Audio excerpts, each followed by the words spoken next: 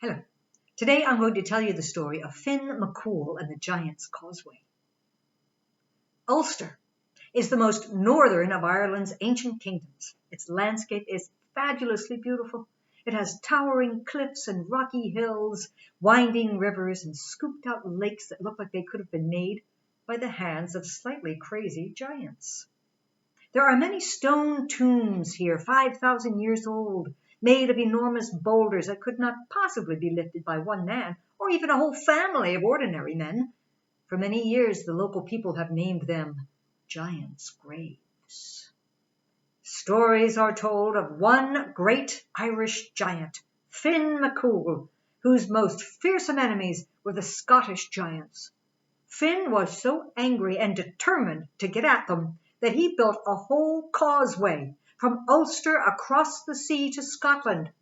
He built it of unusual six-sided cobblestones, so they would fit neatly together like a honeycomb, and they made a very pretty pavement indeed. One day, he shouted a challenge to the Scottish giant Benandonner, the Red Man, to cross the causeway and fight him. But as soon as he saw the Scot getting closer and closer on the causeway, he realized Benandonner was much bigger than he had imagined. Finn skedaddled back home to the Fort of Allen in County Kildare and told his wife he'd picked a fight, but had thought better of it now.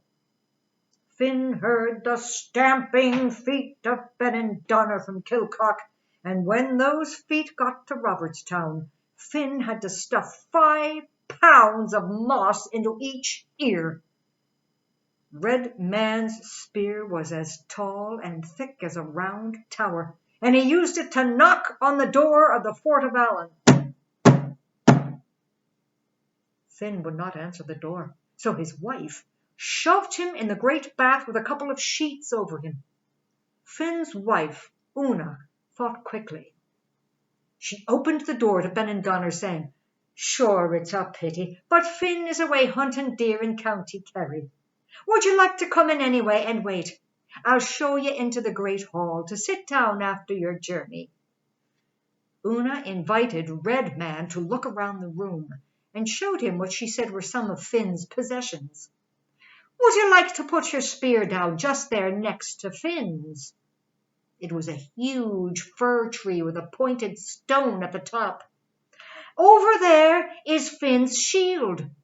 It was a block of building oak as big as 4 chariot wheels. "Finn's late for his meal. Will you eat it if I cook his favorite?"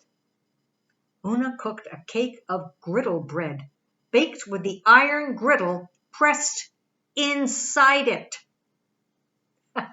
Red Man bit it hungrily and broke 3 front teeth. The meat was a strip of hard fat nailed to a block of red timber. 2 back teeth cracked. He was given a 5-gallon bucket of honey beer to drink. "Would you like to say hello to the baby?" "Wait, I'll have to feed her first." Una threw a loaf of bread to the huge baby in the bath cradle, and peeping out from a huge sheet-like dress and bonnet was Finn McCool himself, contentedly sucking his thumb. Benandonner said he wasn't much good with babies. The honey beer made him feel woozy, and he asked to go outside to clear his head.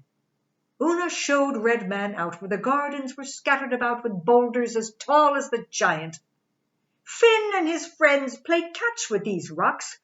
Finn practices by throwing one over the fort, then running round to catch it before it falls.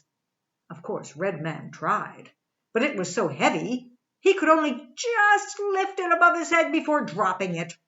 The blow only nicked his neck. Luckily, the Scotsman's head was very hard, but it was also full of good sense.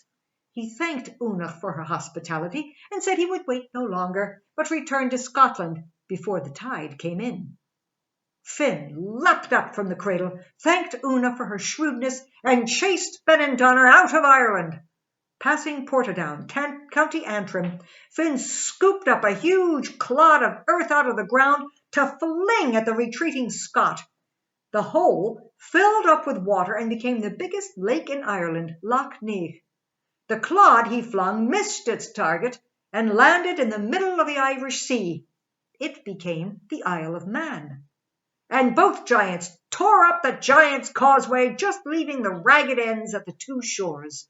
And if you go to the north coast of Ulster or to Staffa, the nearest isle of Scotland, you may visit them today. The ends of the beautiful causeway, that is, not the giants. Those giants are long since in their graves. Hope you enjoyed the story.